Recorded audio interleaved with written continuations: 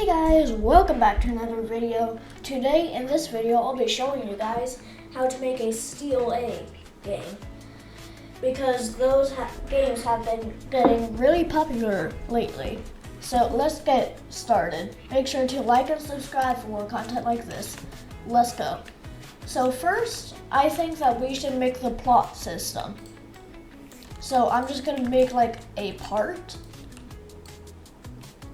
So I'm just gonna make it like 80 by 80.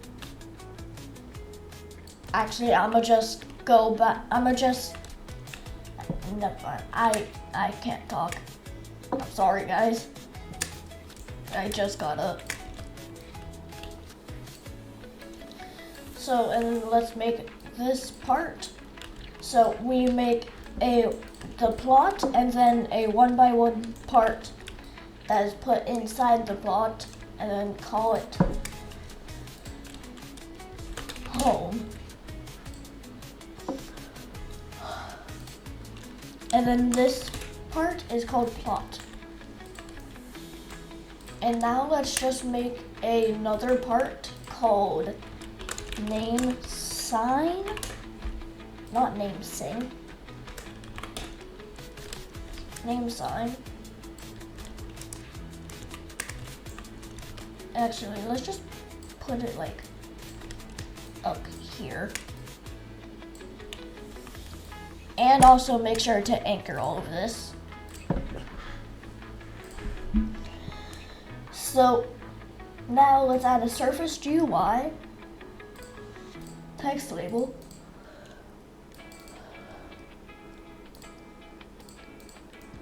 okay, now it's on the right side. Make the size 1, background transparency 1, and then I'm just gonna make this white. And let's make this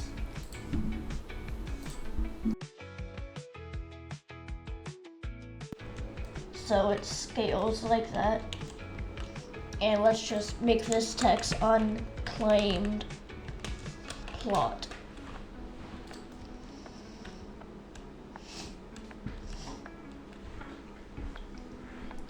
Now let's add this to a folder and make this folder called plots. Don't know what that is or that is. So add a script, rename it to plot system, and then follow as I do. Local players equals game get service players. Local plots equals workspace find for child plots.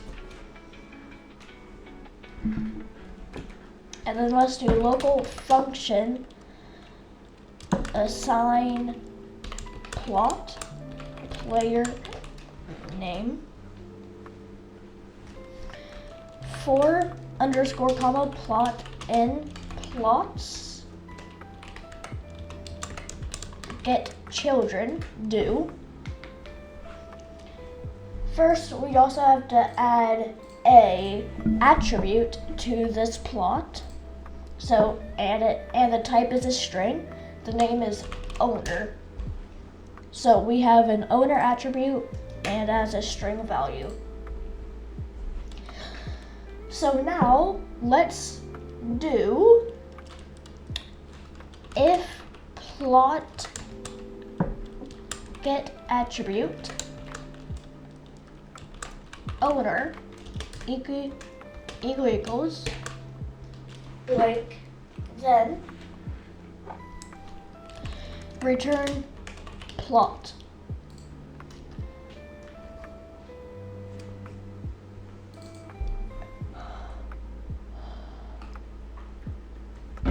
Oh yeah, we don't actually need that player name variable. And then let's do another function called local function get plot, the player name. And then we could just copy this over, but instead of blank, we need to do player name. So now let's create a joined function, so local function joined player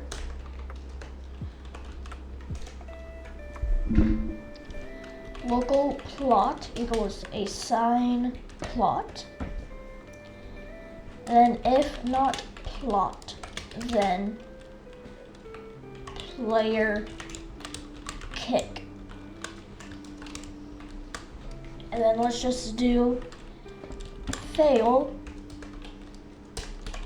save activated or something like that. Return end. And then plot set attribute owner comma player dot name. And then let's do local character equals player dot character or player dot character added weight. Now let's do character pivot to and then plot dot home dot C-frame. And then now we need to set the text for the name sign.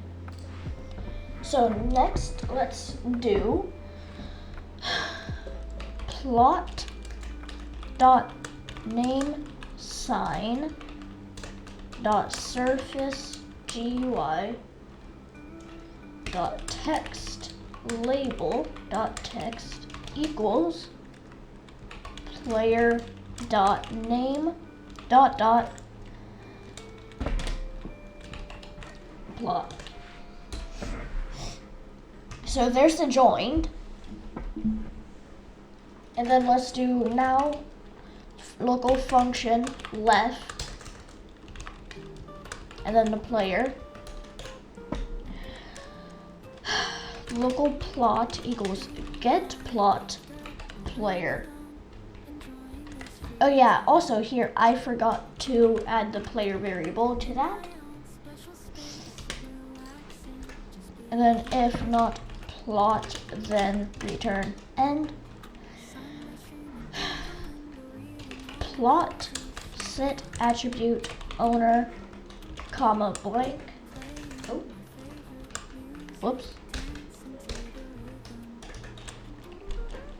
Now let's do plot dot name sign.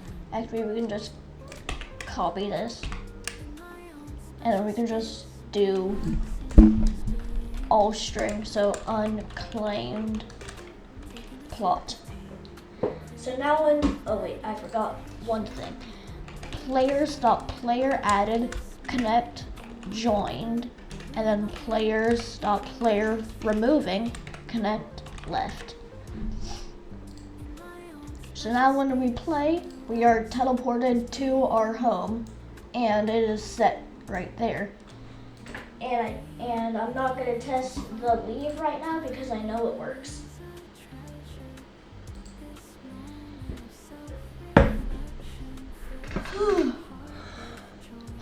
Sorry guys, it's like 7 a.m. So what else do we need to do for this first part? I think we should make the basic moving system. So first, I'm just gonna make like a part like that, and then add a humanoid into it. Actually, let me just group this part, then add a humanoid. And then let's rename this to humanoid root part. And then the primary part of the model is humanoid root part. And now let's do a folder in Roblox storage. And then I'm just gonna rename this parts because I'm using parts for, you know, yeah. So then I drag this model into the parts folder, and then I'm just gonna rename this to white part.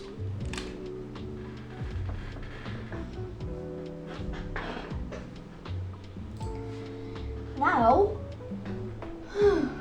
let's create 3 folders in replicated storage. Name one events, name one functions, and name the last one modules. So let me do that. And then inside of modules, we're going to want to add a module script, and then just delete all of that and then do return brackets. And then this module is called parts config. So this is gonna hold what all of the parts prices, rarities, and other stuff like that is. So let's do white part equals brackets. Let's do cost equals 10. I don't know. And then let's do rarity equals common. And let's add another one here, cash per second equals 1. So now let's add another module script called rarity config. And then let's do return brackets common equals brackets chance equals 50. So it's a 50% chance that it will spawn. Now let's do, and then the color equals color 3.from RGB. I'm just gonna do like a grayish color. And now you can add other rarities like uncommon, rare, whatever. So now that we have that, let's insert another script into server script service called part spawner. Again, you don't have to name it part spawner. I'm just naming it part spawner because I'm using parts. So part spawner.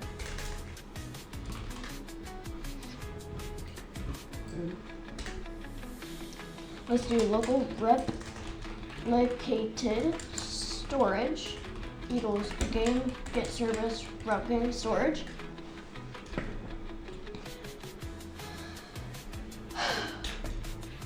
Local modules is replicated storage find first child modules. Local events equals,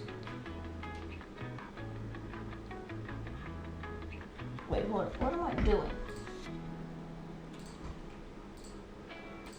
So just delete everything in that script and create a new module called part.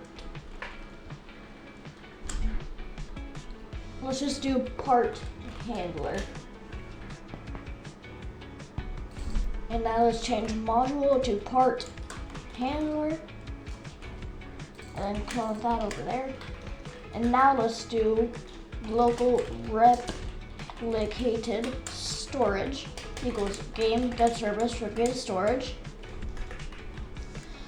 Local modules equals replicated storage find first child modules.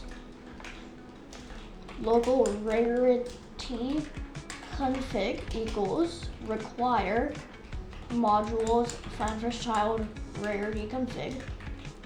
Local parts config equals require modules find first child parts config. Now let's do here, function parts handler. Actually, let's just change parts handler to manager. So function manager dot spawn, and then the elephant. Sorry, it's just one of my past games. And let's do part.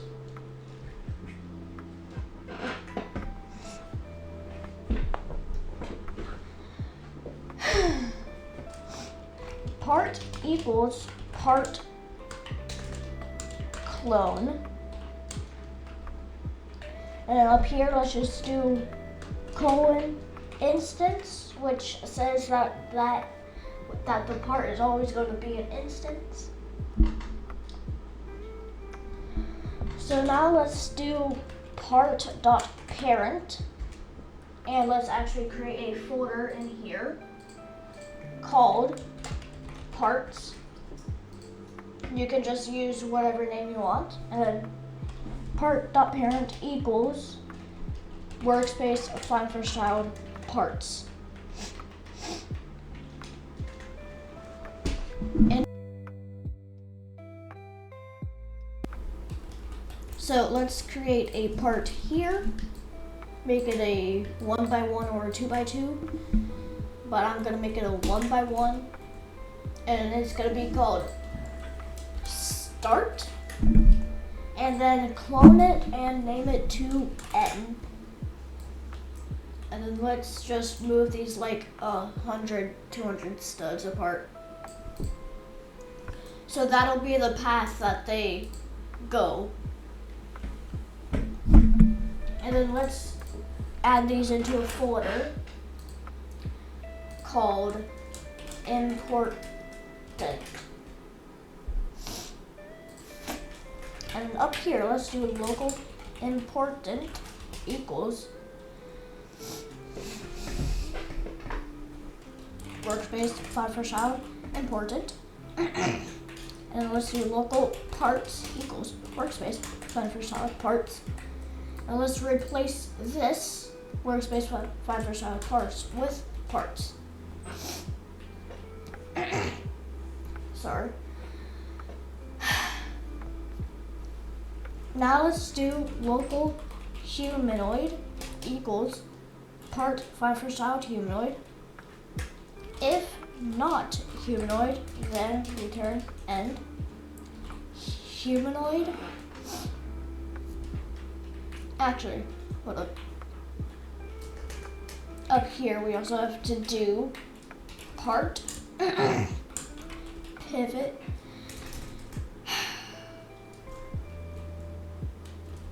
pivot 2, and then the important dot start dot C frame. Now let's do humanoid move 2.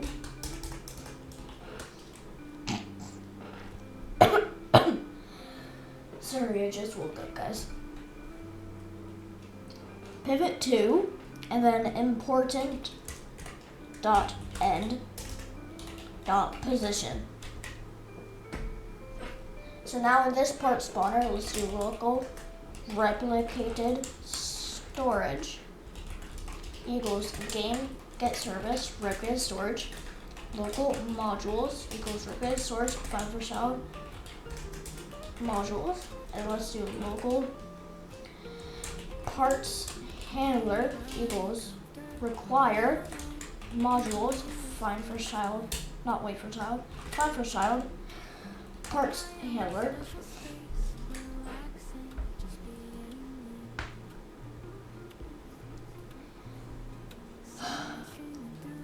And let's just do task.spawn function while true do parts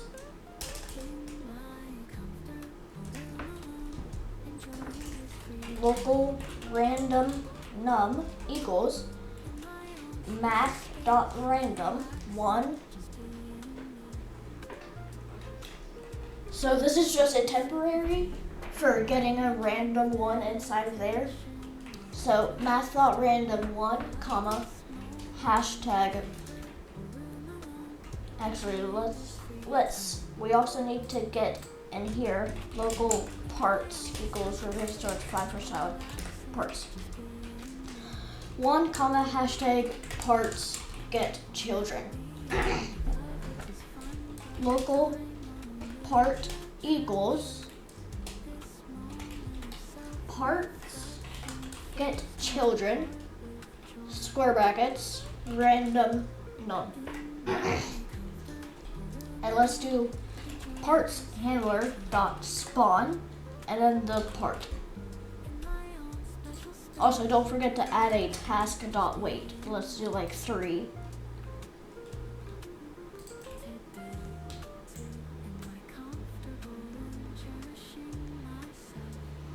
So they are not moving. That is not a good sign. Is it because they're anchored? Let me see. Yeah, it was because they're anchored. Now you can see that they move. But I'm gonna make it a bit slower by just adding this humanoid and then changing the walk speed to like 5.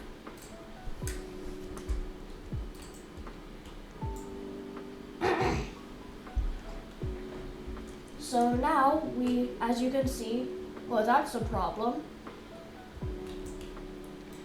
That is a problem, but we can fix that. We just need to use something called collision groups. So, view, I think.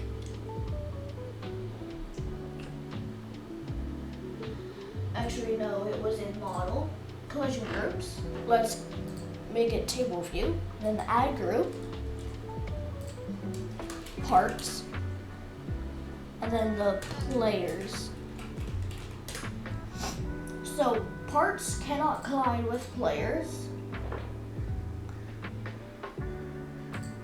So let's just check all of that out. So now also in the player added,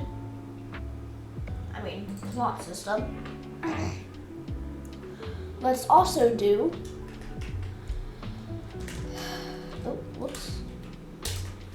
under the character, let's also do for underscore comma I in character get descendants do if I is a base part, then I dot collision group equals players.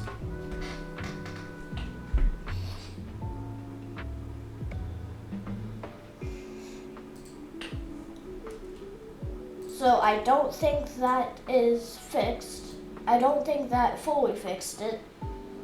Yeah, that just made it so you cannot collide with other players. So now in the part spawner, actually the part handler,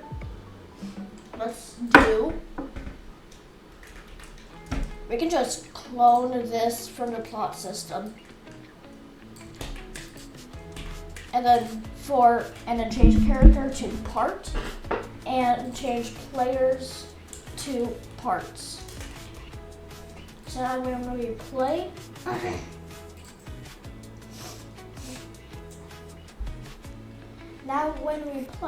we can not collide with the parts. But that is a problem, because they're just stopping in the middle.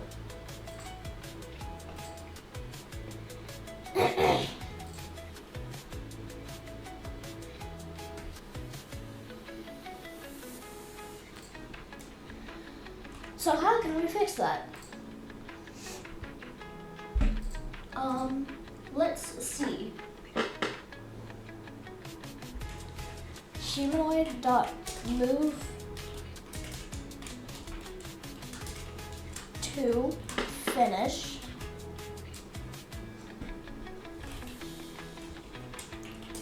connect function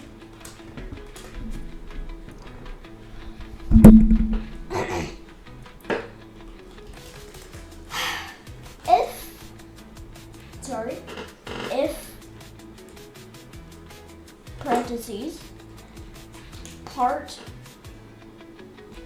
get pivot dot position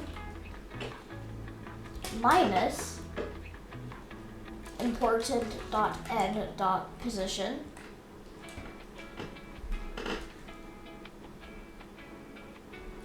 dot magnitude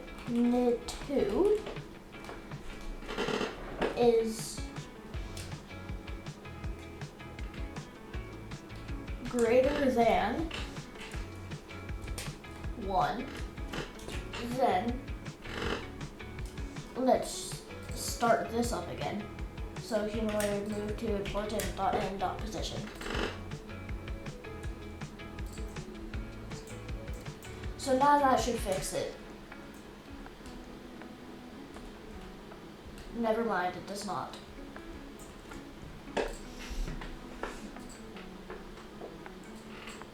Let me just print this. So I'm just going to do print and then paste that.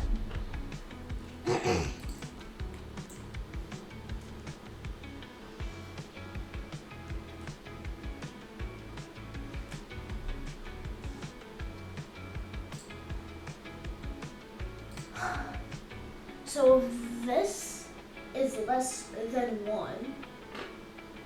Oh wait, it's supposed to be greater than 1. That's why.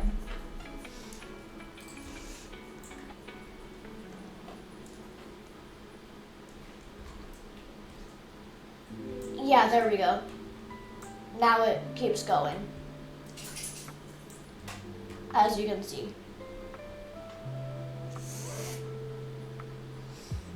And let's do else part destroy.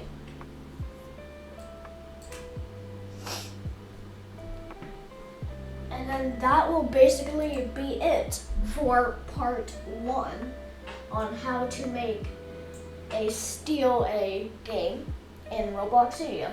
So make sure to like and subscribe for the next part. So peace out.